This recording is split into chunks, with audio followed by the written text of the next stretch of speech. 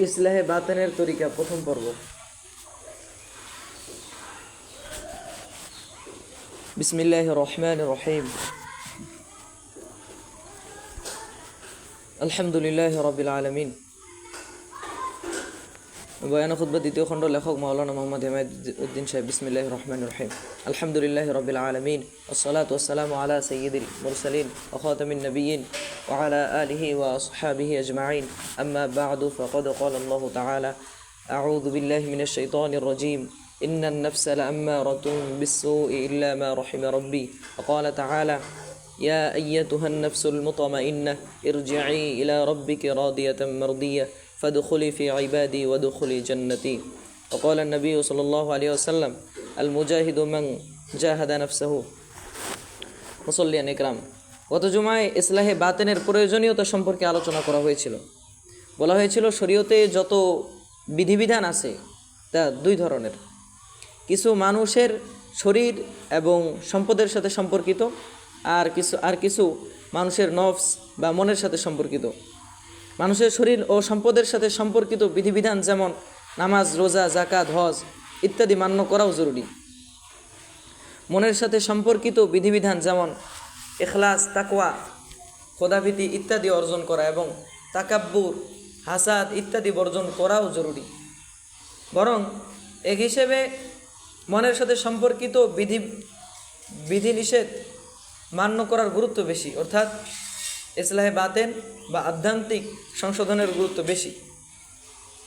ইসলাহে বাতেনের গুরুত্ব হলো মৌলিক এবং বুনিয়াদি, কারণ ইসলাহে বাতেন না হলে অনেক সময় জাহিরি আমলও বেকার হয়ে যায়। যেমন মনের ভিতরে রিয়া থাকলে অনেক ইবাদত করেও কোনো সওয়াব পাওয়া যায় না, এমনিভাবে এক একটা আধ্যাত্মিক বিধান লঙ্ঘন করলে তার কারণে বহু পাপের পথ খুলে যায়। আবার এর বিপরীত এক একটা আধ্যাত্মিক বিধান মান্য করলে বহু নেকের পথ খুলে যায়।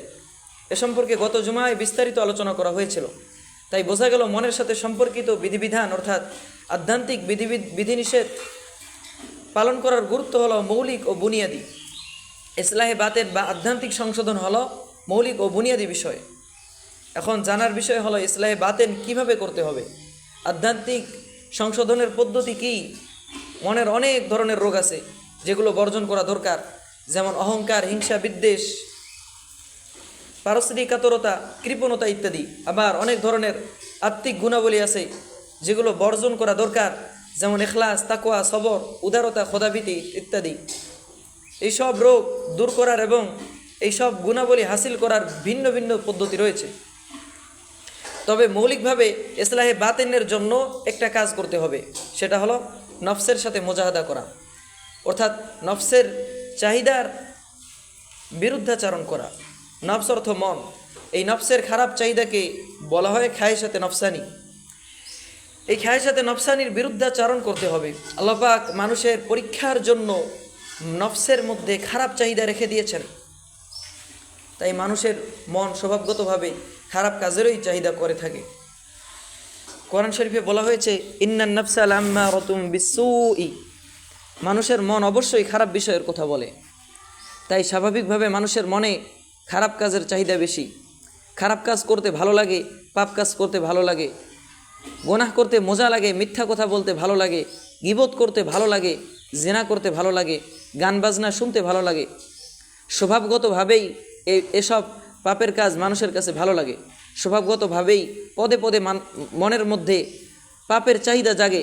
নফসের সাথে মুজাহাদা করা ছাড়া, মনের সাথে সংগ্রাম করা ছাড়া, মনের চাহিদার বিরুদ্ধাচরণ করা ছাড়া শরীয়তের উপরে উঠে আসা সম্ভব নয়। যেহেতু মনের স্বভাবই হলো পাপের দিকে, অর্থাৎ শরীয়তের বিরুদ্ধে নিয়ে যেতে চাওয়া। তাই আল্লাহ তাআলা বলেছেন নফস খারাপটার কথাই বলে। এরপর আল্লাহ তাআলা বলেছেন ইল্লা মা রাহিমা রাব্বি। হ্যাঁ, আল্লাহ রহমত করলে ভিন্ন কথা। আল্লাহ যখন রহমত করেন তখন নফস খারাপটার কথা বলে না। আল্লাহর এই রহমত কেউ কেউ শুরু থেকেই পেয়ে যান, যার কারণে কোনো মুজাহাদা ছাড়াই জন্মগতভাবেই তাদের নফস দুরুস্ত থাকে। ফলে তাদের মনে কখনো খারাপ কাজের চেতনা জাগে না। যেমন আম্বিয়া কেরাম আলাইহিমুসসালামের নফস জন্মগতভাবেই দুরুস্ত, তাই তাদের মনে পাপের চেতনা জাগে না, তারা পাপ কাজ করেন না। নবীগণ হলেন মাসুম বা নিষ্পাপ। আল্লাহর ওই রহমত কেউ কেউ পান মুজাহাদা বা সাধনা করার পর। নফসের সাথে মুজাহাদা করতে করতে তাদের নফস দুরস্ত হয়।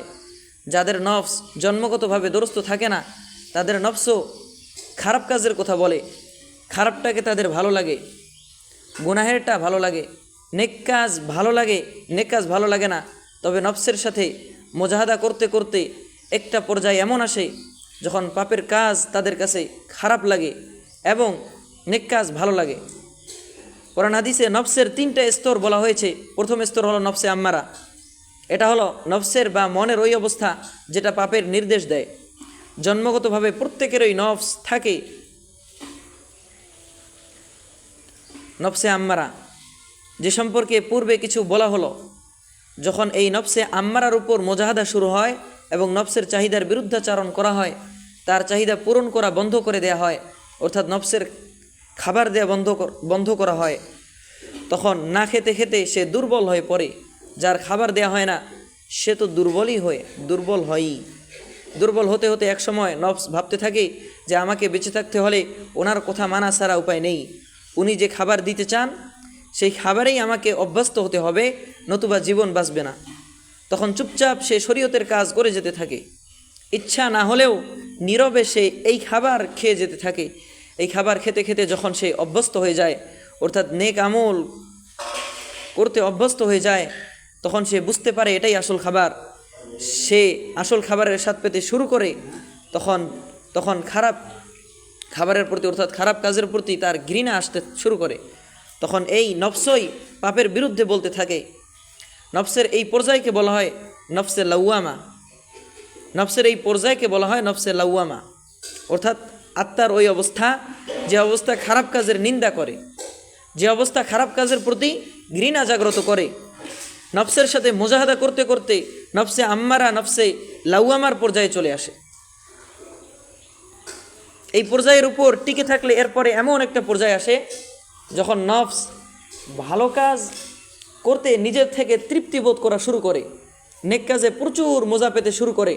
তখন নফসের উপর অনেকটা আস্থা করা যায় যে তার মধ্যে আর গুনাহের চেতনা খুব একটা জাগ্রত হবে না, কারণ সে নেক কাজে পূর্ণাঙ্গ অভ্যস্ত হয়ে পড়েছে, নেক কাজে পূর্ণাঙ্গ মজা পেতে শুরু করেছে। এই মজা ছেড়ে তার অন্যত্র না যাওয়াটাই স্বাভাবিক। নফসের এই পর্যায়কে বলা হয় নফসে মুতমাইন্না, অর্থাৎ যে নফসের উপর ইতমিনান করা যায়, আস্থাবোধ করা যায়। নফসের সাথে মুজাহাদা করতে করতে নফসকে এই পর্যায়ে নিয়ে আসতে বলা হয়েছে। তাহলেই নফসের সাথে মুজাহাদা পূর্ণাঙ্গ হবে, তাহলেই নফস বা আত্মা পূর্ণাঙ্গ কামেল হবে। কিয়ামতের দিন এরকম কামেল আত্মাকেই আল্লাহ পাক জান্নাতে যাওয়ার আহ্বান জানাবেন। কোরআনে ইরশাদ হয়েছে, আল্লাহ তাআলা বলবেন, ইয়া আইয়াতুহান নাফসুল মুতমাইন্না ইরজিই ইলা রাব্বিকি রাদিয়াতাম মারদিয়া ফাদখুলি ফি ইবাদি ওয়াদখুলি জান্নাতি। হে নফসে মুতমাইন্না, তোমার প্রতিপালকের কাছে ফিরে আসো এবং নেককার বান্দাদের অন্তর্ভুক্ত হয়ে খুশি খুশি জান্নাতে প্রবেশ করো। নফসের সাথে মুজাহাদা করতে করতে কিভাবে নফসে আম্মারা নফসে লাউয়ামা হয়ে যায়, তারপর আরও মুজাহাদা করতে করতে নফসে মুতমাইন্নায় পরিণত হয়। এর একটা উদাহরণ দেয়া যায়। যেমন একজন মানুষ যে নামাজ পড়ে না, নামাজের কথা শুনলেই তার কাছে খারাপ লাগে, তার নফস নামাজ পড়তে বলে, তার নফস নামাজ না পড়তে বলে। এটা হলো নফসে আম্মারার পর্যায়ে। এরপর যখন সে নফসের বিরুদ্ধাচরণ করে নামাজ পড়া শুরু করে, তখন একটা পর্যায়ে এমন আসে যখন নামাজ পড়তে তার খুব একটা খারাপ লাগে না, বরং নামাজ ছাড়তেই খারাপ লাগে। নামাজ ছাড়লে মনের মধ্যে তিরস্কার আসতে থাকে। নফসের এই পর্যায়কে বলা হয় নফসে লাউয়ামা। এই পর্যায়ে নামাজ পড়লে, এই পর্যায়ে নামাজ ছাড়লে মনের মধ্যে তিরস্কার আসে, তবে নামাজের সাথে খুব একটা মহাব্বত পয়দা হয় না। এই পর্যায়ের মানুষ অনেক সময় বলে থাকে, আচ্ছা খাওয়া দাওয়া পরে করা যাবে, আগে নামাজের ঝামেলাটা সেরে নেই। বোঝা গেল নামাজের সাথে তার মহাব্বত ভালোবাসা গড়ে ওঠেনি। মহাব্বত ভালোবাসা গড়ে উঠলে নামাজকে তো ঝামেলার জিনিস মনে করতো না। যেমন কোনো স্পেশাল প্রিয় খাবার সামনে থাকলে কেউ বলে না যে আসো আগে এই খাবারের ঝামেলা সেরে নেই। হ্যাঁ, যদি লামসাম খাবার হয় যার প্রতি কোনো আকর্ষণ নেই, আর এই খাবারের পর কোনো আকর্ষণীয় কিছু থাকে, তাহলে বলে আগে এই খাবারের ঝামেলা সেরে নেই। এরপর মুজাহাদা করতে করতে নামাজ পড়তে পড়তে এমন একটা পর্যায়ে আসে যখন নামাজের প্রতি পূর্ণ আকর্ষণ এসে যায়, নামাজের সাথে তার মোহাব্বত ভালোবাসা গড়ে ওঠে, নামাজ পড়তে তার খুব মজা লাগে। নফসের এই পর্যায়কে বলা হয় নফসে মুতমাইন্না। যেমন হজরত হাজী এমদাদুল্লাহ মুহাজির মক্কি রহমতুল্লাহ আলীকে একজন জিজ্ঞাসা করেছিলেন, হুজুর, আল্লাহ যদি আপনাকে জান্নাতবাসী করেন তাহলে আল্লাহর কাছে কি আবেদন জানাবেন? তিনি উত্তর দিয়েছেন, আমি বলবো আমার জন্য একটা জায়নামাজের ব্যবস্থা করা হোক, জান্নাতের এক কোণে ওই জায়নামাজ বিছিয়ে আমি নামাজ পড়তে থাকবো। নামাজের সাথে কতখানি মোহাব্বত থাকলে এটা হতে পারে। প্রত্যেকটা ইবাদতের ক্ষেত্রে নফসের সাথে মুজাহাদা করতে থাকলে সেই ইবাদতের ক্ষেত্রে নফস এই পর্যায়ে চলে আসে। শরীয়তের সব হুকুমের ব্যাপারে, সব ইবাদতের ক্ষেত্রে মনের যখন এই অবস্থা হবে, তখন নফস পরিপূর্ণ মুতমাইন্না হয়ে যাবে। সব ব্যাপারে নফসের কথা অমান্য করে চলতে থাকতে হবে। নফসকে শরীয়তের অনুগত বানানোর চেষ্টা অব্যাহত রাখতে হবে। তাহলে এক পর্যায়ে নফস শরীয়তের অনুগত হয়ে যাবে। নফস আর শরীয়তের বিপরীত কথা বলবে না, বরং নফস শরীয়ত মানতে পারলেই আনন্দবোধ করবে। এ পর্যায়ে চলে আসলে আমার নফস পরিপূর্ণ মুজাহাদায়, পূর্ণাঙ্গ সাধনায় উন্নীত হয়ে গেল। এর জন্য নফসের সাথে মুজাহাদা করা চাই, খায়েশাতে নফসানির বিরুদ্ধাচরণ করা চাই। মুজাহাদা শব্দের অর্থ হলো চরম প্রচেষ্টা, লাগাতার প্রচেষ্টা,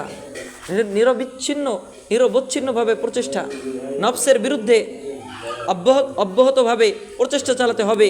নফসের বিরুদ্ধে অত্যন্ত শক্ত থাকতে হবে। নফসের চাহিদার সামনে দুর্বল হলেই নফস আমাকে ধ্বংস করে দিবে। বুজুর্গানে দিন বলেন, নফসের উদাহরণ হলো বাঘের মতো। যদি কেউ বাঘের সামনে ভিজা বিড়াল হয়ে থাকে তাহলে বাঘ তাকে ধরে খেয়ে ফেলবে, তাকে শেষ করে ফেলবে। আর যদি শক্ত হয়ে থাকে, বন্দুক উঁচু করে ধরে কিংবা আগুন উঁচু করে ধরে, তাহলে বাঘ পালাবে, সে জীবনে রক্ষা পাবে। এমনিভাবে নফসের সাথে যে যত কড়া ভাব প্রদর্শন করবে, নফসের সামনে যত শক্ত হবে, নফস তত নরম হবে।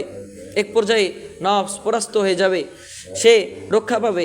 আর নফসের সাথে যে যত নম্রতা প্রদর্শন করবে, নফসের সামনে যে যত দুর্বল হয়ে পড়বে, নফস তাকে তত সহজে গ্রাস করবে, শেষ পর্যন্ত তাকে ধ্বংস করে দিবে।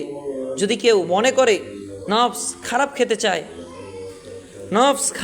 চায়, আচ্ছা কিছুদিন তাকে এই খারাপ খাবারই পর্যাপ্ত পরিমাণে দিয়ে দেই, তার চাহিদা পূরণ হয়ে গেল।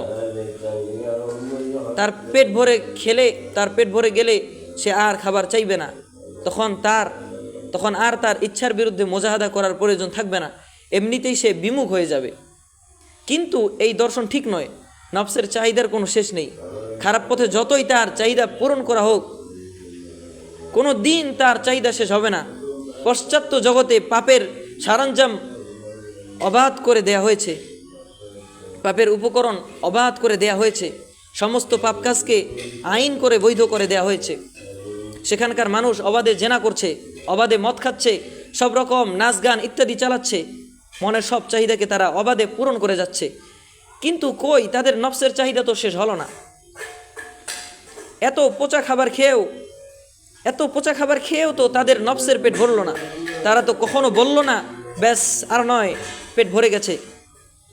যদি ওদের কাছে জিজ্ঞাসা করা হয় যে ভাই, তোমরা তো খুব অবাধে সব পাপ কাজ করতে পারো, কোনো ধরনের বাধা নেই, ধর্মেরও বাধা নেই, সমাজেরও বাধা নেই, রাষ্ট্রীয় আইনেরও বাধা নেই, তোমাদের নীতি নৈতিকতার বিচারেও কোনো বাধা নেই, সম্পূর্ণ অবাধে নফসের সব চাহিদা পূরণ করতে পারো, এখন কি তোমাদের চাহিদা শেষ হয়েছে?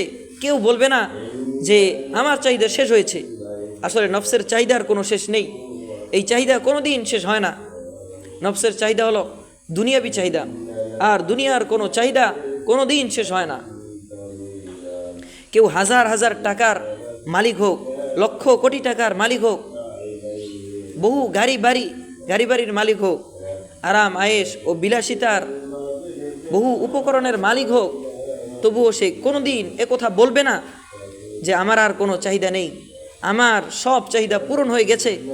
বরং তার যত হবে তত চাহিদা বাড়তে থাকবে, আরও চাই, এই মনোভাব কোনো দিন শেষ হবে না।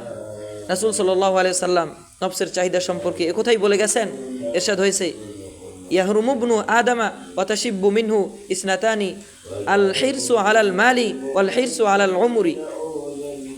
মানুষ বৃদ্ধ হয় আর তার মধ্যে দুটো চাহিদা জওয়ান হতে থাকে, সম্পদের লোভ ও বেঁচে থাকার দীর্ঘ আশা।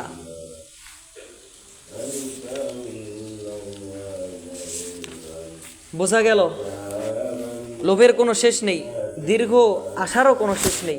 যেমন দীর্ঘ জীবন বেঁচে থাকার আশার, যেমন দীর্ঘদিন বেঁচে থাকার আশার কোনো শেষ নেই। যাদের বয়স 30-40 তারা মনে করে যদি আরও 10-12 বছর 20 বছর বেঁচে থাকতে পারতাম। এভাবে দীর্ঘদিন বেঁচে থাকার আশা কখনো তৃপ্ত হবার নয়। দুনিয়ার কোনো বিষয়ের আশা এবং লোভ কখনো তৃপ্ত হবার নয়। ধন সম্পদের লোভও কখনো তৃপ্ত হবার নয়। এই হাদিসে বলা হয়েছে, লাউ কানা লিবনি আদামা ওয়াদিয়াম মিন যাহাবিন লা আহাব্বা আন ইয়াকুনা লাহু সালিসুন ওয়ালাই ইয়ামলা ফাহু ইল্লা তুরাবু। যদি বনি আদমের এক উপত্যকা ভরা স্বর্ণ হয়ে যায়, তবুও তার মনে হবে আরও যদি এত পরিমাণ হতো, তার গাল কখনো ভরবে না। বুখারীর এক রিওয়ায়াতে বলা হয়েছে, যদি 2 উপত্যকা ভরা সম্পদ হয় তবে 3য় উপত্যকা ভরা কামনা করবে, অর্থাৎ যত ভরবে গাল তত বড় করতে থাকবে, তার গালের শুধু বাড়তেই থাকবে। কবরের মাটি ঢোকার আগ পর্যন্ত আর কিছুতে তার গাল ভরবে না। এ হাদিসে বোঝানো হয়েছে মানুষের সম্পদের চাহিদা কখনো শেষ হবে না। মনের চাহিদার ব্যাপারটাই হলো এরকম যে যত পাক যে যত পাক কোনো ব্যাপারেই সে তৃপ্ত হয় না। অতএব পাপের স্বাধীনতা যতই দেয়া হোক, যতই গুনাহ করার সুযোগ দেয়া হোক, মনের চাহিদা কোনো দিন পূরণ হবে না। কাজেই এ যুক্তি ঠিক নয় যে কিছুদিন অবাধে পাপ করতে দিলে মন ঠান্ডা হয়ে যাবে, এরপর আর ওই সমস্ত পাপের দিকে মনের আকর্ষণ থাকবে না। পাপ করে কোনোদিন মনের তৃপ্তি বা মনের প্রকৃত শান্তি আসবে না। মনের প্রকৃত শান্তি এবং তৃপ্তিবোধ আসবে দ্বীনের লাইনে, অন্য কোনো লাইনে নয়। কোরআনে কারিমে ইরশাদ হয়েছে, আলা বিযিক্রিল্লাহি তাতমাইন্নুল কুলুব। জেনে রেখো, আলা জেনে রেখো, বিযিক্রিল্লাহি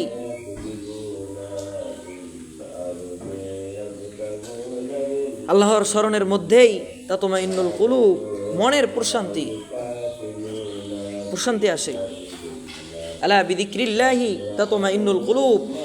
জেনে রেখো আল্লাহর স্মরণেই মনের প্রশান্তি আসে। একমাত্র আল্লাহর স্মরণেই মনের প্রশান্তি আসতে পারে, অন্য কোনোভাবে নয়। এখানে আল্লাহর স্মরণ দ্বারা জিকির, ইবাদত, বন্দেগী সব কিছু উদ্দেশ্য। এই সব কিছু দ্বারা মনের প্রশান্তি আসবে, অর্থাৎ মনের প্রশান্তি আসবে দ্বীনের লাইনে। এই লাইনে যে যত বেশি অগ্রসর হবে সে তত বেশি মনের প্রশান্তি লাভ করতে পারবে। তাই দেখা যায় যারা দ্বীনের লাইনে চলেন তাদের মনে টেনশন কম থাকে, পেরেশানি কম থাকে, দুশ্চিন্তা কম থাকে। এর বিপরীত যারা দ্বীনের লাইনে চলে না, তাদের যত টাকা পয়সা থাকুক, যত গাড়ি বাড়ি থাকুক, যত ধন দৌলত ঐশ্বর্য থাকুক, তাদের টেনশন কমে না, তাদের পেরেশানি বাড়তেই থাকে। মুসলমানদের তুলনায় অমুসলিমদের ধন সম্পদ স্বাভাবিকভাবে কিছু বেশি থাকে, যেহেতু তাদের পরকালে কিছু নেই। যা পাওয়ার দুনিয়াতেই আল্লাহ তাদেরকে দিয়ে দেন। কিন্তু ধন সম্পদ বেশি থাকা সত্ত্বেও তাদের মনে প্রকৃত শান্তি নেই, তাদের টেনশন পেরেশানি কমে না। টেনশন পেরেশানিতে ট্যাবলেট খেয়ে তারপর ঘুমাতে হয়। এর বিপরীত যারা দ্বীনি লাইনে চলে আসে, দ্বীনি চেতনায় চলে আসে, তাদের টেনশন নেই, পেরেশানি নেই, ওভাবে আসে, না খেয়ে আসে, তারপরেও তাদের মনের ভিতরে কোনো পেরেশানি নেই। এটাই তো আসল শান্তি। যা হোক, যে কথা বলা হচ্ছিল, দুনিয়ার চাহিদার কোনো শেষ নেই। যতই দুনিয়া হোক তাতে শান্তি নেই। না দুনিয়াতে শান্তি আছে, না আখেরাতে শান্তি হবে। বরং দ্বীনের লাইনে চলে আসলেই শান্তি হবে, দুনিয়াতেও শান্তি হবে, আখেরাতেও শান্তি হবে। দ্বীনের লাইনে উঠে আসতে হলে মনের সাথে মুজাহাদা করতে হবে, মনের চাহিদার বিরুদ্ধে শরীয়তের কাজ করতে থাকতে হবে। মনের চাহিদার বিরুদ্ধে করতে করতে একসময় মন অভ্যস্ত হয়ে যাবে, তখন আর মুজাহাদা লাগবে না, তখন ইবাদত বন্দেগীতে আরাম লাগবে। যারা নামাজ পড়েন তারা উপলব্ধি করতে পারেন, যখন নামাজ পড়তেন না তখন নামাজের কথা শুনলে কষ্ট লাগতো। নামাজ পড়ার কথা চিন্তা করলেও কষ্ট লাগতো, কিন্তু নামাজ পড়তে পড়তে এরকম অভ্যস্ত হয়ে গেলে নামাজ না পড়ে আর শান্তি পাওয়া যায় না। নামাজ না পড়ে যদি ঘুম পাড়তে যান তাহলে ঘুম আসে না, অশান্তি বোধ হয়।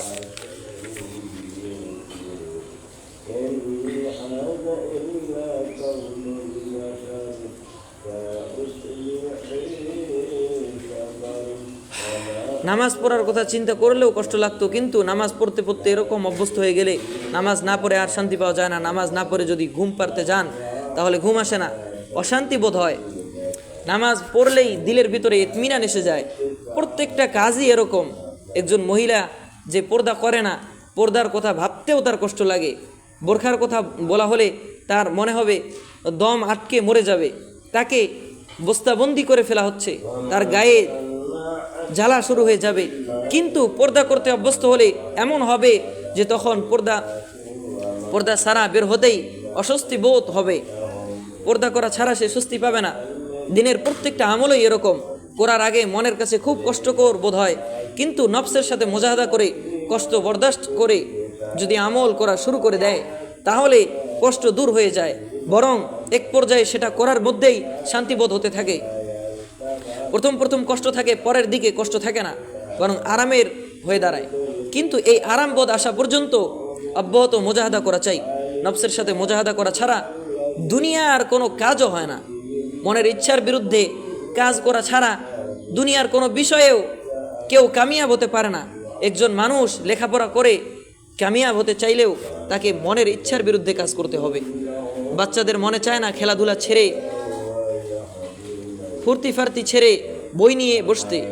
মাস্টারের কাছে যেতে মনে চায় না, কষ্ট লাগে, মনে মনে ভাবে উনি কেন আসেন, উনি না আসলে খুব ভালো হতো। কিন্তু মনের ইচ্ছার বিরুদ্ধে তাকে পড়তে বসতে হয়, মনের ইচ্ছার বিরুদ্ধে তাকে মাদ্রাসা স্কুলে যেতে হয়। তার মনের ইচ্ছার বিরুদ্ধে পিতামাতা তাকে ভোরবেলায় ঘুম থেকে তাকে তুলে দেয়, পড়াশোনা করতে বাধ্য করে। কারণ তারা বোঝে মনের ইচ্ছার বিরুদ্ধে মুজাহাদা না করলে কামিয়াবি বা সফলতা আসবে না। যারা চাকুরি করে তাদেরকে মনের ইচ্ছার সাথে মুজাহাদা করতে হয়। সকালবেলায় ঘুম থেকে উঠে বিবি বাচ্চাদেরকে ছেড়ে চলে যেতে হয়, মনে না চাইলেও যেতে হয়, কষ্ট করতে হয়। সে বোঝে এই সাধনার মধ্যেই সফলতা। যদি বলা হয় ভাই আপনার চাকরি করতে খুব কষ্ট হয়, মনের ইচ্ছার বিরুদ্ধে কাজ করতে হয়, আমি আপনার বসকে বলে আপনার চাকরিটা ছুটিয়ে দিই, তাহলে আপনি কষ্ট থেকে মুক্তি পেয়ে যাবেন, তাহলে সে রাজি হবে না, বরং সে আরও অখুশি হবে। সে বুঝেছে এই কষ্ট করলেই আমার সফলতা, এতেই আমার ফায়দা। চাকরির কষ্ট স্বীকার করে নিলে মাস শেষে গোনা বেতন পাবো। দেখা গেল লাভের আশায় মানুষ কষ্ট বরদাস্ত করতে পারে, লাভের আশায় মনের সাথে মুজাহাদা করতে পারে, লাভের আশায় মনের ইচ্ছার বিরুদ্ধে অনেক কিছু করতে পারে। লাভের বিষয়টা সামনে থাকলেই এরকম মুজাহাদা করা সহজ হয়ে যায়। দিনই লাইনেও যখন লাভের বিষয়টা সামনে রাখা হবে, যখন দিনই আমলের লাভ সামনে থাকবে, তখন দিনই আমলের জন্যও মুজাহাদা করা এবং কষ্ট বরদাস্ত করা সহজ হয়ে যাবে। মনের চাহিদাকে, সমস্ত খায়েশাতে নফসানিকে কুরবানি দিয়ে দেয়া সহজ হয়ে যাবে। নিজের নফসের চাহিদাকে কুরবানি দিতে হবে। আল্লাহর রাসূলের চাহিদার মধ্যে নিজের চাহিদাকে বিলীন করে দিতে হবে। এক বুজুর্গ কবিতা বলেছেন, আমার মনের সব চাহিদা ধূলিসাৎ হয়ে যাক, মনের সমস্ত কামনা বাসনা পদদলিত হয়ে যাক, তবু আমার দিলকে তোমার জন্য উপযুক্ত বানাতে চাই। অর্থাৎ আমার দিলের সব চাহিদাকে তোমার চাহিদার মধ্যে বিলীন করে দিতে চাই। আমার সব কামনা বাসনাকে তোমার কামনা বাসনার মধ্যে বিলীন করে দিতে চাই। অতএব নিজের ইচ্ছা এবং কামনা বাসনাকে আল্লাহ ও তার রাসূলের হুকুমের সামনে কুরবানি দিতে হবে। মনের অবৈধ চাহিদা এবং অবৈধ কামনা বাসনা পদদলিত করে দিতে হবে। গুনাহ করতে মনে চাইলে মনের সেই চাওয়াকে কুরবানি দিয়ে দিতে হবে। মিথ্যা বলতে মনে চাইলে, মানুষের গীবত শেকায়েত করতে মনে চাইলে মনের সেই চাওয়াকে কুরবানি দিয়ে দিতে হবে। যদি বেগানা মহিলার দিকে তাকাতে বাসনা জাগে, আহা কি সুন্দর চেহারা, আহা কত স্মার্ট, কত ফিটফাট, মন ছুটে যায়। মনের এই বাসনাকে, এই চাহিদাকে দমন করে রাখতে হবে। শীতের ভোর রাতে লেপ কম্বলের মধ্য থেকে উঠতে মনে না চাইলেও মনের চাহিদাকে কুরবানি দিয়ে নামাজের জন্য উঠে পড়তে হবে। গান বাজনা শুনতে মনে চাইলেও মনের সেই চাহিদাকে কুরবানি দিতে হবে। নাচ, সিনেমা, নাটক দেখতে মনে চাইলেও মনের সেই চাওয়াকে কুরবানি দিতে হবে। এভাবে শরীয়ত বিরোধী মনের সব চাহিদাকে কুরবানি দিতে হবে। এজন্য পদে পদে নফসের চাহিদার বিরুদ্ধে মুজাহাদা করতে হবে। প্রথম দিকে মুজাহাদা করে দিনের উপর উঠে আসতে কষ্ট হবে, কিন্তু পরে আর কষ্ট লাগবে না। প্রথম দিকে আল্লাহর হুকুম ইবাদত বন্দেগী মোজাবত হবে না, কিন্তু পরে মোজাবত শুরু করবে। এভাবে যে মুজাহাদা করতে পারবে সেই হলো আসল মুজাহিদ। যুদ্ধের ময়দানে যে জিহাদ করে সেও মুজাহিদ, কিন্তু মনের সাথে যে মুজাহাদা করে, মনের সাথে যে সংগ্রাম করে, সে হলো বড় মুজাহিদ। কারণ যুদ্ধের ময়দানে জিহাদ করার সময় মানুষের মনে বিশেষ স্পিরিট থাকে, তখন জীবন দিয়ে দেওয়াও সহজ বোধ হয়। তাছাড়া জিহাদ সর্বক্ষণ করতে হয় না, হয়তো জীবনের মাঝে মধ্যে কখনো দুই একবার এরকম পরিস্থিতি এসে যায়, কিন্তু নফসের সাথে মুজাহাদা সর্বক্ষণ করে যেতে হয়। জীবনের প্রত্যেকটা পদে পদে করে যেতে হয়, তাই নফসের সাথে এই মুজাহাদা বেশি কঠিন। এই জন্যেই নফসের সাথে যে মুজাহাদা করতে পারে সে হলো বড় মুজাহিদ, সে হলো আসল মুজাহিদ। নবী করিম সাল্লাল্লাহু আলাইহি সাল্লাম ইরশাদ করেছেন, আল মুজাহিদু মান জাহাদা নাফসাহু। মুজাহিদ তো সেই যে তার নফসের সাথে মুজাহাদা করে। আল্লাহ তাআলা আমাদেরকে নফসের সাথে মুজাহাদা করে দিনের উপর উঠে আসার তৌফিক দান করুন, আমিন। ইনশাআল্লাহ এ সম্পর্কে আগামী জুমায় আরও কিছু আলোচনা পেশ করা হবে। আখির দাওয়ানা আলহামদুলিল্লাহি রাব্বিল আলামিন।